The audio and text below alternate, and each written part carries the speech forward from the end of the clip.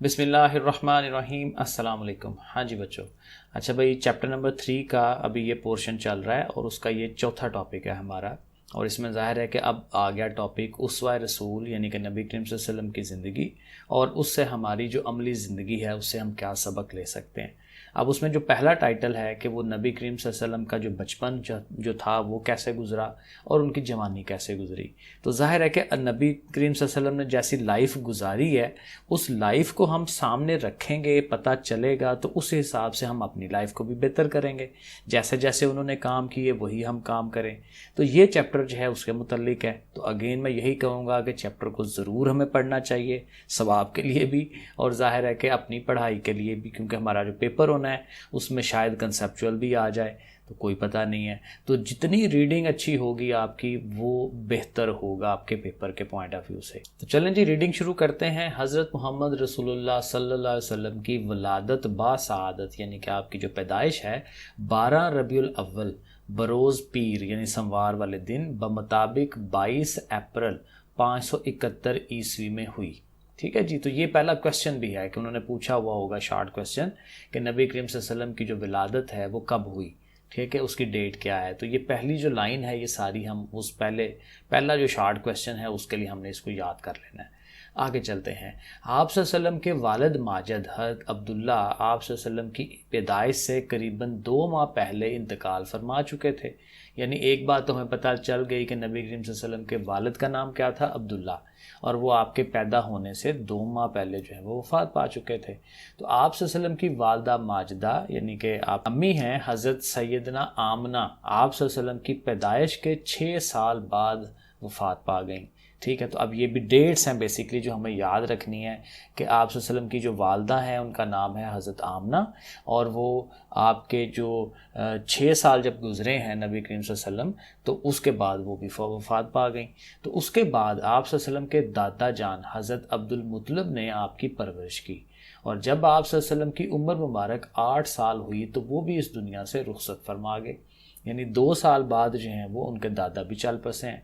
तो दादा की वफ़ात के बाद शफीक चचा यानी कि अच्छे जो शफकत करने वाले हैं, मेहरबान जो हैं, हज़रत अबू तालिब ने आप सल्लल्लाहु अलैहि वसल्लम की परवरिश की अहले अरब के रवाज के मुताबिक। अब यहाँ तक जो है ना ये एक मेन पॉइंट है कि ओवरऑल जो है आपकी परवरिश कैसे हुई है कि पहले जो 6 साल हैं आपकी वालदा रही हैं, उसके बाद वो वफ़ात पा गई हैं, उसके 2 साल बाद आपके दादा जान जो हैं वो वफ़ात पा गए हैं और उसके बाद जो हैं उसके बाद आपके जो चचा हैं हज़रत अबू तालिब उन्होंने बड़े होने तक आपकी परवरिश की है। अब दोबारा से बचपन का बता रहे हैं कि अहले अरब के रवाज के मुताबिक देहात में परवरिश के लिए आप सल्लल्लाहु अलैहि वसल्लम को कबीला बनु साद की एक नेक खातून हज़रत हलीमा सादिया अपने साथ ले गई। 4 साल तक आप सल्लल्लाहु अलैहि वसल्लम वहीं रहे। तो ये रवाज था वहाँ पे कि जो शहरों के या थोड़े बेहतर जगह के जो लोग होते हैं ना, आपको पता है अभी भी शहरों में जो है वो जो अपने रस्म व रवाज की जो बुनियादी चीज़ें हैं वो नहीं रहती। ठीक है। आप गाँव साइड पे जाएंगे तो वहाँ आपको अपने जो कल्चर है वो मिलता है। तो यही बात वहाँ थी कि नबी करीम सल्लल्लाहु अलैहि वसल्लम की बेहतर परवरिश के लिए कि अपने जो है सेहतमंदाना माहौल में जाएंगे, उनकी लैंग्वेज बेहतर होगी, ठीक है ना, और सारी चीज़ें। तो उसके लिए फिर आप सल्लल्लाहु अलैहि वसल्लम को भी जो एक रवाज था कि सारे बच्चों को जो है वो गाँव के माहौल में भेज दिया जाता था कुछ देर के लिए, 2 साल 4 साल। तो आप सल्लल्लाहु अलैहि वसल्लम को भी भेज दिया गया था, 2 साल तक भेजा था। लेकिन हज़रत जो क्या नाम है इनका, हज़रत हलीमा सादिया जो आपकी ज़ाहिर अब वालदा बनी, रज़ाई वालदा इनको कहते हैं। रज़ाई ज़ाहिर है कि जो एक्चुअल नहीं होते लेकिन दूध पिलाई के हिसाब से जो है ना वो वालदा या बहन भाई जो बन जाते हैं उनको रज़ाई कहते हैं। ठीक है। तो वो बन गए। तो उनको लगा कि 2 साल वो मेरे साथ ये रहे हैं तो मुझे बहुत सारी बरकतें हासिल हुई हैं, बाकी सारी चीज़ें, तो इनको अभी और मेरे पास रखें। तो फिर ज़ाहिर है वो इस असरार करके उनकी वालदा से हज़रत आमना से फिर उनको वापस ले गई थी। तो हज़रत हलीमा सादिया फरमाती हैं कि नबी करीम सल्लल्लाहु अलैहि वसल्लम एक रोज़ मुझसे कहने लगे, एक वाक़या बयान किया जा रहा है कि अम्मा जान मेरे बहन भाई दिन भर नज़र नहीं आते, ये सुबह को उठकर रोज़ाना रोज़ाना कहाँ चले जाते हैं, यानी अपने जो रज़ाई बहन भाई हैं उनकी बात हो रही है।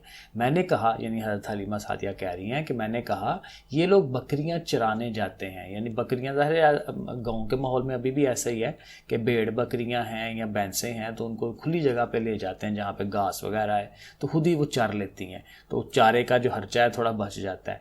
ये सुनकर आपने फरमाया, अम्मा जान आप मुझे भी मेरे बहन भाइयों के साथ जाने की इजाज़त दे दीजिए।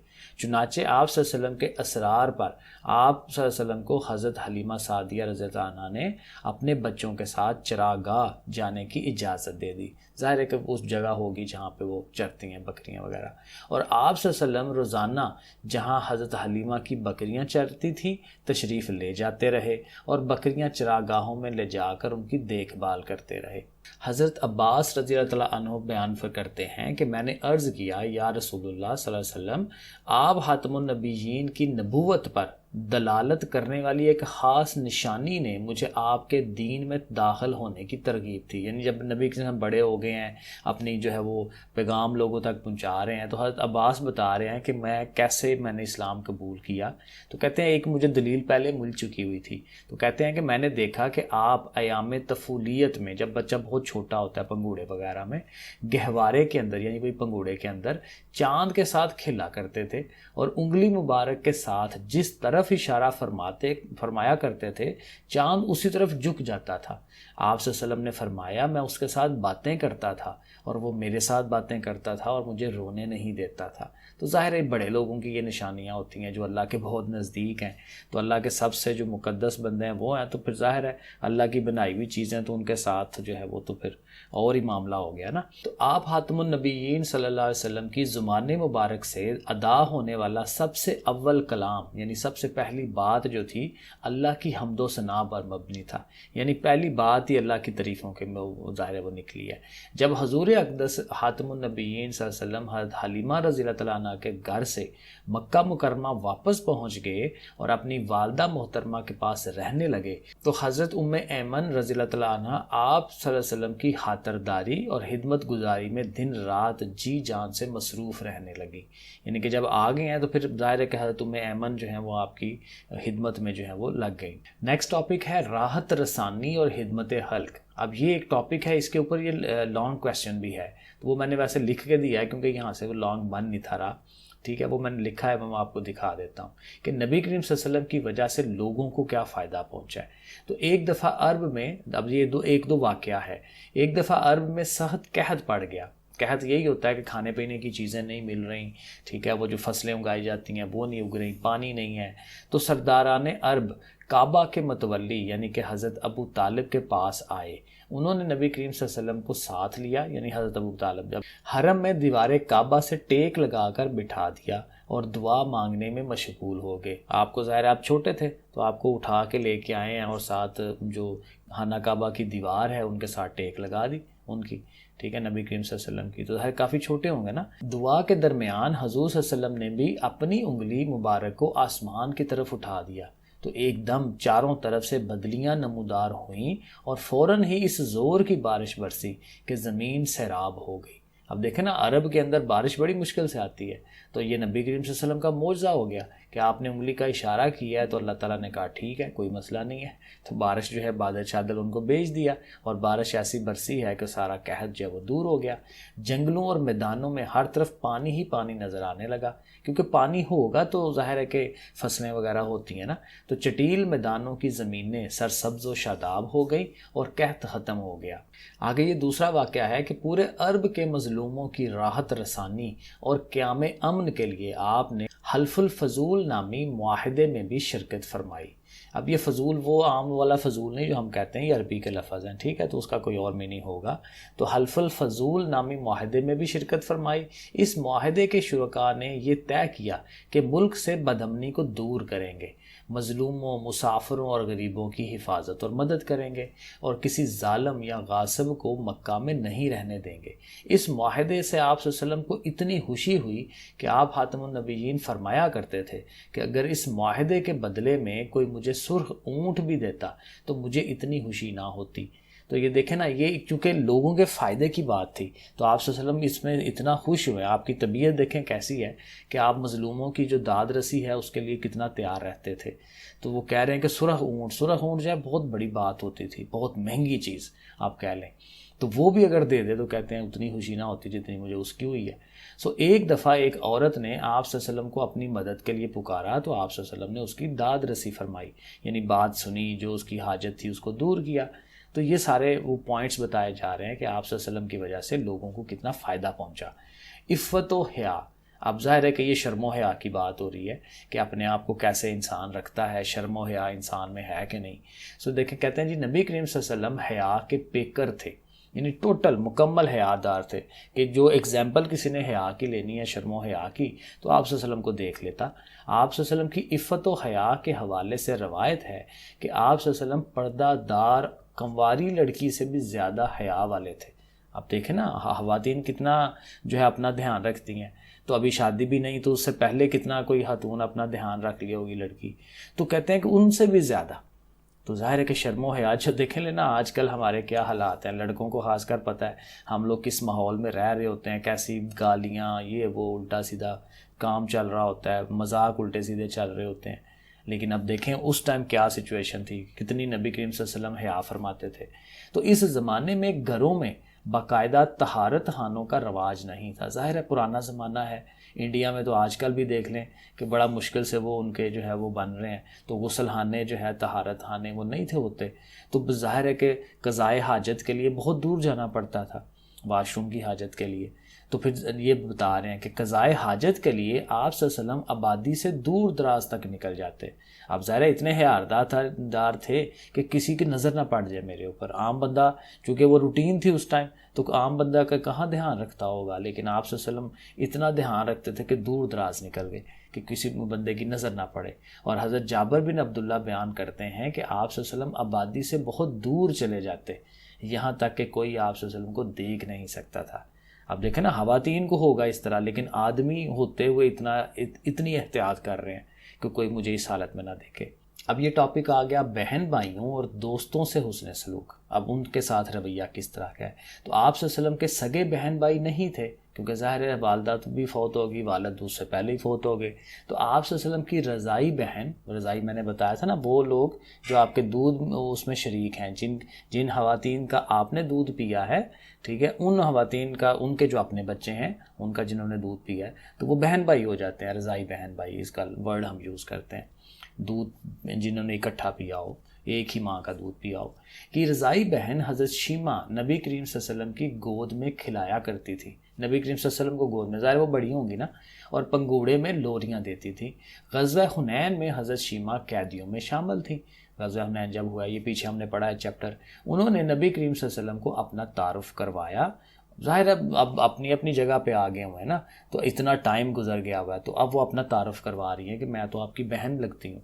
तो आप सल्लल्लाहु अलैहि वसल्लम ने बड़ी इज़्ज़त अफजाई फरमाई, चादर बिछाई। अब देखें ना, कैदी हैं वो और उनके लिए क्या कर रहे हैं, चादर बिछा रहे हैं, एहतराम से बिठाया और फिर इरशाद फरमाया, मांगो तुम्हें दिया जाएगा, कैदियों की सिफारिश करो, उन्हें तुम्हारी वजह से अमान दी जाएगी। और फिर उनकी सिफारिश पर आप सल्लल्लाहु अलैहि वसल्लम ने तमाम उनके कैदियों को आज़ाद कर दिया। अब इससे बड़ी बात क्या होगी कि वो लोग जो आपसे जंग कर रहे हैं और उनके लोगों ने आपके कितने लोगों को ज़ख्मी किया होगा, लेकिन फिर भी देखें सबको आज़ाद कर दिया। किसकी वजह से? सिर्फ एक बहन की वजह से, वो भी असल बहन नहीं है, रज़ाई बहन है। सैयदना अमीर हमज़ा रज़ियल्लाहु तआला अन्हु आप खातमुन नबीयीन के चचा हैं, रिश्ते में चचा लगते हैं। और सैयदना अमीर हमज़ा नबी करीम सल्लल्लाहु अलैहि वसल्लम के रज़ाई भाई भी थे। अब अगेन उनकी वालदा से आपने दूध पिया होगा। तो नबी करीम सल्लल्लाहु अलैहि वसल्लम इस दोहरे रिश्ते की वजह से हज़रत हमज़ा रज़ियल्लाहु अन्हु के लिए बहुत शफ़क़त और मोहब्बत के जज्बात रखते थे, हमेशा हुस्न सलूक से पेश आते थे। और ग़ज़वा उहद में उनकी शहादत पर आप खातमुन नबीयीन सल्लल्लाहु अलैहि वसल्लम बहुत गमगीन हुए और बाद अज़ां कसरत से उनकी कब्र पर जाया करते थे। ये इनका वाक़या भी बड़ा मशहूर है कि ये जो है ना हज़रत हमज़ा, अमीर हमज़ा, इनको फिर वो था, वहशी था कोई नाम था उसका, उसने कर दिया था, ठीक है। तो वो फिर ज़ाहिर है आप बड़ा वो गमगीन रहते थे नबी करीम सल्लल्लाहु अलैहि वसल्लम। और बाद में वो वहशी जो था वो मुसलमान हो गया था। और ये भी वाक़या है कि वो फिर आपने कहा था, भाई मुझे अपनी शक्ल ना दिखाया करो, मुसलमान तो हो गए हो लेकिन तुम्हें देख के मुझे अपने चचा याद आ जाते हैं, या उस तरह। तो इतनी ज़्यादा मोहब्बत उनके साथ थी हज़रत अमीर हमज़ा के साथ। ऐलान नबूवत से पहले आप सल्लल्लाहु अलैहि वसल्लम के दोस्तों में हज़रत अबू बकर सिद्दीक, हज़रत हकीम बिन हिज़ाम और हज़रत जमाद बिन सालबा सर फहरिस्त है। तो 3 बड़े दोस्त कह लें। और ये तमाम अहबाब, ये जो तीनों लोग हैं, नहायत ही बुलंद अखलाक और बावकार लोग थे, अच्छे लोगों में उनका शुमार होता था। आपके अपने दोस्तों से तजारती ताल्लुकात भी थे। ज़ाहिर है कि उस टाइम मेन काम यही था, तजारत, इधर से माल उठाना उधर ले जाना। अभी भी जो इम्पोर्ट एक्सपोर्ट है वो वही है। हज़रत कैस बिन साइब मखज़ूमी तजारत में आप सल्लल्लाहु अलैहि वसल्लम के साथ शरीक रहे। वो खुद बयान करते हैं कि नबी करीम सल्लल्लाहु अलैहि वसल्लम का मामला अपने तजारती शुरका के साथ हमेशा नहायत ही साफ सुथरा रहता था। आगे टॉपिक है शुजात और बहादरी और हुस्न मामलात, कि आप कितने बहादुर थे, ठीक है, और आपके जो मामलात हैं लोगों के साथ वो किस तरह के थे। सो नबी करीम सल्लल्लाहु अलैहि वसल्लम की मुबारक ज़िंदगी शुजात और बहादरी और हुस्न मामला का पेकर थी। आप सल्लल्लाहु अलैहि वसल्लम के औसाफ, यानी कि आपकी जो करैक्टरिस्टिक्स हैं, आपकी जो खसूसियात हैं, औसाफ जमीला के अव्वलीन गवाह सहाबा इकराम थे। यानी आपके जो अच्छे औसाफ हैं, अच्छी खसूसियात हैं, उसका गवाह कौन था? सहाबा इकराम, क्योंकि सहाबा इकराम आपके साथ रहते थे। ग़ज़वा हुनैन में जब इस्लामी लश्कर दुश्मनों के निर्गे में आ गया, यानी उनके गिराव में आ गया, तो उस वक्त भी नबी करीम सल्लल्लाहु अलैहि वसल्लम परेशान नहीं हुए। आप सल्लल्लाहु अलैहि वसल्लम पर घबराहट के बिल्कुल आसार ना थे, और आप सल्लल्लाहु अलैहि वसल्लम पूरी इस्तकामत के साथ दुश्मन के मुकाबले में खड़े ये फरमा रहे थे, मैं नबी बरहक हूँ, इसमें कोई झूठ नहीं, मैं अब्दुल मतलब जैसे सरदार का बेटा हूँ। हज़रत बर्रा बिन आजिब बयान करते हैं कि ग़ज़वा हुनैन के दिन नबी करीम सल्लल्लाहु अलैहि वसल्लम से ज़्यादा मजबूत कोई नहीं देखा गया, क्योंकि ज़ाहिर है वो टाइम इस तरह का था कि भगदड़ मच जाती है, हर बंदा जो है वो अपना जान बचाना, घबराहट के आसार हो जाते हैं। तो नबी करीम सल्लल्लाहु अलैहि वसल्लम जो है सबसे बहादुर, सबसे आगे जो है वो खड़े हुए हैं, और फिर लोगों को वापस बुलाया है और फिर मामला जो है वो बेहतर किया है। तो नबी करीम सल्लल्लाहु अलैहि वसल्लम के हुस्न मामला का आलम ये था कि जब कुरैश मक्का हजर अस्वद की तनसीब के मौके पर दस्तों गिरेबां होने के करीब थे। ये ज़ाहिर हुस्न मामला यही है ना कि मामलात को कितने अच्छे अंदाज में किया जाता है। तो ये वाक़या बता रहे हैं कि कुरैश मक्का लड़ रहे थे कि हम जी खाना काबा बना रहे हैं, तो वो दीवार में जो हजर अस्वद है वो किसने लगाना है, तो उस पर लड़ाई के करीब थे वो, तो उस लड़ाई से उनको बचाया है। तो ये वो बता रहे हैं कि तब आप सल्लल्लाहु अलैहि वसल्लम ने हिकमत अमली से इतने बड़े फितना फसाद से तमाम अहले मक्का को बचा लिया।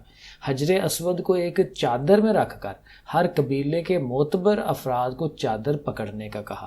देखना कितनी अच्छी बात की है, चादर पे रखा उस पत्थर को और सबको कहा कि भाई तुम लोग सारे उसको उठाओ, चादर को, जितने भी सरदार थे। तो सबकी नुमाइंदगी हो गई। जब सब ने ऊपर उठाया है तो आपने उठा के फिर वो हजर अस्वद जो है वो आप उसकी जगह पे रख दिया, ठीक है ना। जब तमाम अफराद ने चादर पकड़ी तो आप सल्लल्लाहु अलैहि वसल्लम ने हजर अस्वद को उठाकर अपनी जगह पर नस्ब फरमा दिया।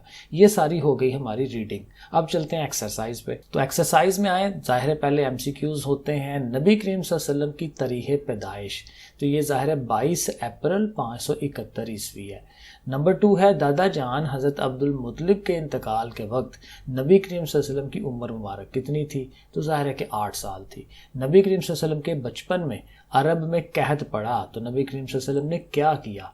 अब ज़ाहिर है वही था कि दुआ के दौरान में आपने आसमान की तरफ उंगली उठाई थी। जिस मुआहदे को हजूर अकरम सल्लल्लाहु अलैहि वसल्लम ने सुरख ऊँटों से ज़्यादा महबूब करार दिया है, उसका नाम हमें बताना है। तो वही ये हल्फुल फजूल के नाम से जो है वो ये जाना जाता है। हजूर अकरम सल्लल्लाहु अलैहि वसल्लम की रज़ाई बहन का इसमें ग्रामी क्या है? तो ज़ाहिर है हज़रत शीमा रज़ी अल्लाह तआला अन्हा तो थी, ठीक है, हज़रत शीमा उनका नाम था। उसके बाद शार्ट सवाल आ जाए, 4 शार्ट सवाल हैं। तो पहला सवाल है कि नबी करीम सल्लल्लाहु अलैहि वसल्लम की पैदाइश कब और कहाँ हुई? वो मैंने शुरू में आपको दिखाया, दोबारा मैं आपको दिखा देता हूँ। नबी करीम सल्लल्लाहु अलैहि वसल्लम की रज़ाई वालदा हज़रत हलीमा के बारे में आप क्या जानते हैं? अब ये प्रॉपर सवाल नहीं बना हुआ, वो मैंने लिखा हुआ है, मैं अभी आपको दिखा देता हूँ। हज़रत अमीर हमज़ा का नबी करीम सल्लल्लाहु अलैहि वसल्लम से कौन सा दोहरा रिश्ता था? तो वो आपके चचा भी लगते थे और आपके जो है वो रज़ाई भाई भी थे। तो ये भी सवाल बना हुआ है, निशान मैंने लगाया हुआ है। और एक और सवाल है कि नबी करीम सल्लल्लाहु अलैहि वसल्लम का बहन भाइयों के साथ साथ हुस्न सलूक तहरीर करें। तो ज़ाहिर बहन भाई अपने जो है वो असल वाले सगे तो नहीं थे, ठीक, तो यही रज़ाई बहन और भाई, तो इनके साथ सलूक जो है वो हमने दिखा देना। तो वो भी मैंने सवाल लिखा है। और जो लॉन्ग सवाल है ना, ये भी प्रॉपर नहीं बना हुआ, क्योंकि देखिए लॉन्ग क्वेश्चन क्या है कि नबी करीम सल्लल्लाहु अलैहि वसल्लम की सीरत की रोशनी में दूसरों की राहत, आसानी और खिदमत हल्क पर नोट लिखना है। तो वो भी मैंने लिख दिया है, वो मैं ये सारी चीज़ें आपको दिखा देता हूँ। ये देखें पहले सवाल का आंसर हज़रत मोहम्मद सल्लल्लाहु अलैहि वसल्लम, ये पहली लाइन सारी मुकम्मल, ठीक है ना, ये फर्स्ट वाले शॉर्ट क्वेश्चन का आंसर है। दूसरा जो है, दूसरा वो मैं आपको दिखाता हूँ। यहाँ से थोड़ा सा ये बनता तो है, लेकिन ये प्रॉपर पूरा नहीं है, बहुत थोड़ी चीज़ बताई हुई है। यही कर लें, वरना मैंने जो वर्डिंग लिखी है वो आप कर लें, वो मैं अभी दिखाता हूँ।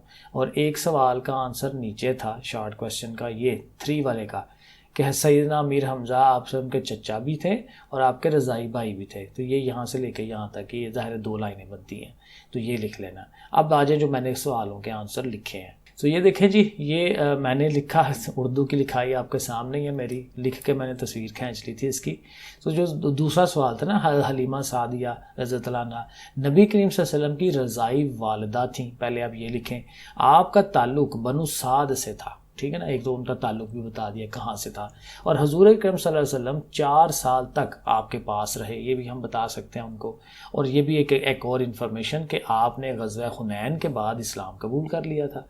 तो ये इतना कि ये 3 साढ़े 3 लाइनें इनफ है। और क्वेश्चन नंबर जो 4 था कि जी आप अपने बहन भाइयों से आपका सलूक क्या था, तो उसके लिए हम ये 2-3 लाइनें लिखेंगे, 4 लाइनें बनती हैं कि नबी करीम सल्लल्लाहु अलैहि वसल्लम के सगे बहन भाई नहीं थे, लेकिन आप सल्लल्लाहु अलैहि वसल्लम का अपने रज़ाई बहन भाइयों से बहुत अच्छा सलूक था। बहन शीमा कैदी बनकर आईं तो उनको और उनके कबीले के लोगों को आज़ाद कर दिया।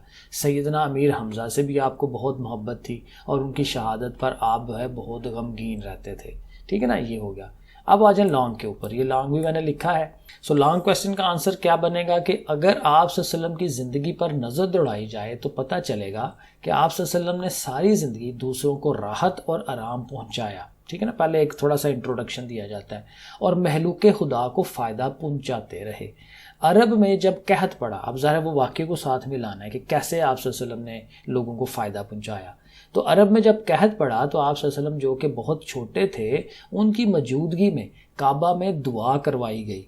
तो आप सल्लल्लाहु अलैहि वसल्लम ने भी आसमान की तरफ उंगली उठाई और आप सल्लल्लाहु अलैहि वसल्लम के इशारे की बरकत से ज़ोरों की बारिश हुई और तमाम अरब उससे मुस्तफ़ीद हुआ, ठीक है। एक ये पॉइंट हो गया। और दूसरा पॉइंट कि आप सल्लल्लाहु अलैहि वसल्लम ने एक ऐसे मुआहदे में भी शिरकत की जिसकी शराइत में लिखा गया था कि मज़लूमों, मुसाफिरों और गरीबों की मदद और हिफाजत की जाएगी।